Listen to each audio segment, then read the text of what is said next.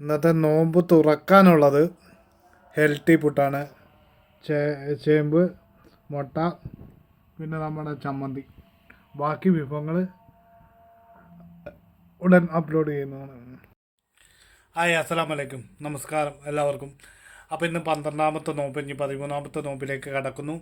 ഇന്നിപ്പോൾ നോമ്പ് തുറന്ന വീഡിയോ നിങ്ങൾ കണ്ടിട്ടുണ്ടാകും. ഇപ്പോൾ ബാക്കി എനിക്ക് കഴിക്കാനുള്ള ഫുഡ് അവർ തന്നത് എന്തൊക്കെയുണ്ടെന്ന് ഞാൻ കാണിച്ചു തരാം.